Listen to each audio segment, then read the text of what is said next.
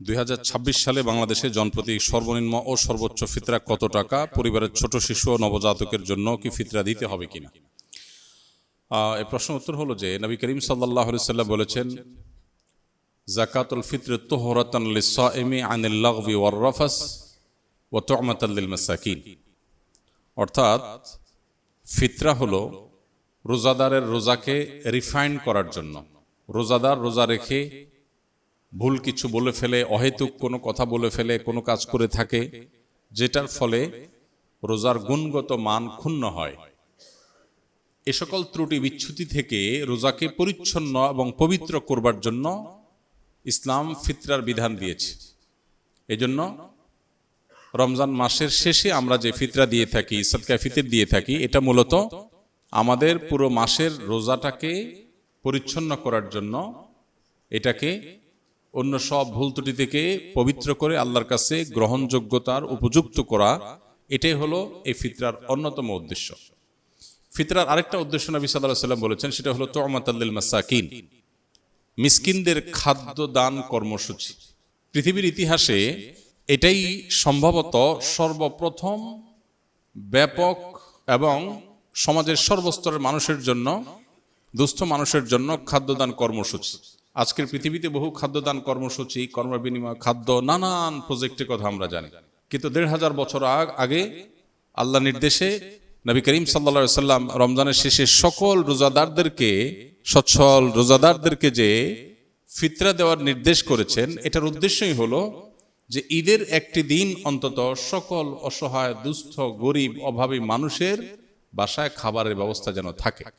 আজও পর্যন্ত পৃথিবীতে যত খাদ্যদান কর্মসূচি আছে, এর কোনোটিকে আল্লাহর দেওয়া ইসলামের এই ফিতরা ব্যবস্থাপনার সাথে কোনোভাবে তুলনা আপনি করতে পারবেন না। একযোগে গোটা বিশ্বের এত অভাবী মানুষের খাবার অন্য কোনো ইস্যুকে কেন্দ্র করে পৃথিবীর কেউ আজও পর্যন্ত দিতে পারেনি, যেটা রমজানকে ঘিরে ফিতরা কেন্দ্রিক খাদ্যদান কর্মসূচি মুসলমানরা গোটা বিশ্বব্যাপী করে থাকে। তো এই ফিতরা সম্পর্কে আমাদের অনেকেরই জানার থাকে, এবছর ফিতরা কত, এটার মূল কনসেপ্টটা আমাদের একটু জানা দরকার। ফিতরা কি প্রতি বছর চেঞ্জ হওয়ার জিনিস কিনা? আমরা প্রতি বছর তো ফিতরার দাম, মূল্য নির্ধারণ হয়ে থাকে। তো এটার উত্তর হলো যে ফিতরা যেহেতু খাদ্যদান কর্মসূচি, খাদ্যের পরিমাণ, পরিমাপ এটা শরিয়া ঠিক করে দিয়েছে। খাদ্যের মূল্য দিয়ে যদি ফিতরা আদায় করা হয়, তাহলে সেক্ষেত্রে খাদ্যের মূল্য তো উঠানামা করে, সেই হিসেবে ফিতরা কত হয় এক এক বছর এক একটা হতে পারে। নবী করিম সাল্লাল্লাহু আলাইহি সাল্লামের হাদিসে গম, আটা, জব, খেজুর, কিশমিশ এই সমস্ত খাবার দিয়ে মূলত ফিতরা দেওয়া নির্দেশনা নবী সাল্লাল্লাহু আলাইহি সাল্লাম দিয়েছেন। এখন এই খাবার কি পরিমাণ দিতে হবে, এখানে আগের যুগে যে খাবার মাপার যে বিভিন্ন পাত্র ছিল, ধামা জাতীয় বিভিন্ন সাইজের, সেই পাত্রের পরিমাপের মধ্যেও একই পাত্র এক এক এলাকায় এক এক রকম ছিল। এরপর ভিত্তি করে সামান্য এদিক সেদিক একটু কম বেশি এর পরিমাপ এর ব্যাপারে ওলামাদের মত পার্থক্য আছে। তো আমরা যেহেতু ইস্যুতে সাধারণত যেটা সবাই করি, সতর্কতামূলক ভাবে একটু বাড়িয়ে আমরা দিয়ে দিই। তো এই হলো ফিতরা ব্যবস্থাপনার মূল চিত্র।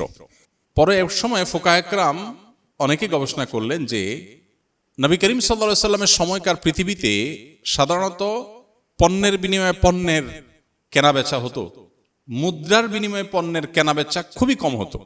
এখন যেমন পণ্যের বিনিময়ে পণ্য, মানে কেউ চাল দিল, চাল দিয়ে সবজি নিল, এটা যেরকম খুব রেয়ার কেস, সে যুগে মুদ্রা দিয়ে কেনাবেচাটা খুব কম হতো।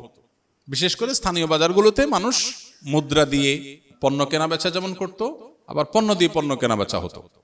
অর্থাৎ মুদ্রার ইম্পর্টেন্সি বা এটার ব্যবহার এখন যেরকম গোটা পৃথিবীতে ব্যাপকভাবে এটার উপরে গোটা পৃথিবী দাঁড়িয়ে আছে অনেকটা, তখন সেটা এভাবে ছিল না। এখন গরিবের জন্য খাদ্য দেওয়ার চাইতে নগদ টাকা দিলে তার সুবিধা অনুযায়ী খাদ্য কিনে নেবে, সেটা অধিকতর উত্তম কিনা, এটা হলো প্রশ্নের ব্যাপার। অনেক আমাদের মতে এটা যেহেতু গরিবের জন্য বেশি উপযোগী, তার সুবিধা মতো কিনতে পারে, এই জন্য ফিতরা মূলত খাদ্য দান ব্যবস্থাপনাই। তো টাকা দিয়ে দিলে তার মতো সুবিধা করে সে কিনতে পারলো, এ হলো মূল বিষয়। এখানে একটা বিষয় বলে রাখি, আমাদের মতো দেশে হয় অবশ্য বহু মানুষ আছে অভাবী, যাদেরকে ফিতরা দেয়া যেতে পারে, এরকম অভাবী গরিব মানুষ আছে, কিন্তু পৃথিবীতে অনেক দেশ আছে যেখানে আসলে এরকম সারা দেশের মানুষের খাদ্য দেওয়ার মতো ওরকম উপযুক্ত মানুষও খুঁজে পাওয়া যায় না খুব বেশি। যেমন সৌদি আরবে আমি দেখেছি গরিব মানুষরা ফিতরার চাউল তারা খাবার দিয়েই দেন, সৌদি আরব উলামা একরাম টাকা দিয়ে দেওয়া এর প্রবক্তা নন, তারা খাদ্য দিয়েই দেন, সাধারণত চাল দিয়ে দেন।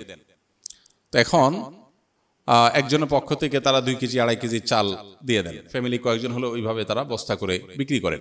দোকানগুলোতে সব রমজান উপলক্ষে ফিতরার চাল বিক্রি হয় বিভিন্ন প্যাকেজে, 5 কেজি 10 কেজির বস্তা। তো আমি দেখেছি যে সেখানে গরিবরা অনেকেই চালের স্তূপ হয়ে যায়, কারণ গরিব তো খুব কম, ফিতরা তো সবাই দিচ্ছে আর সবাই তো চালই দিচ্ছে।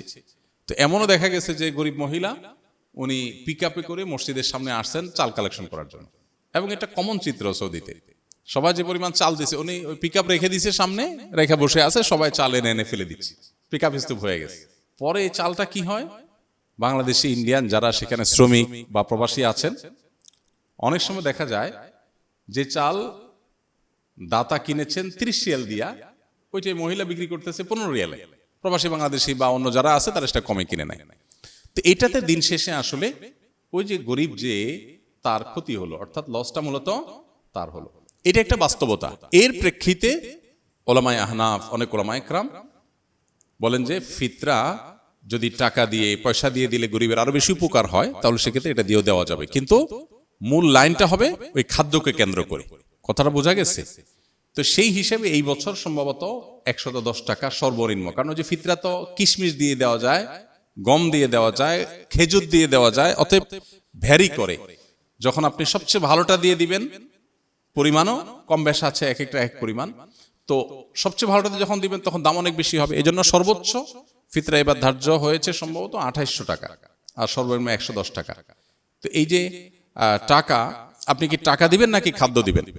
এটা যদি বলেন, আপনি যদি কোনো গরিবকে খাদ্য দিলে তার উপকার হবে, আপনি জানেন, কোনো সন্দেহ নেই। আমার দেশে বহু গরিব আছে যাদের খাবার দিলে, আসলে চাল কিনে দিলে, ডাব বাজার করে দিলে তার উপকার হয়, তো আপনি খাদ্য দিয়ে দিবেন।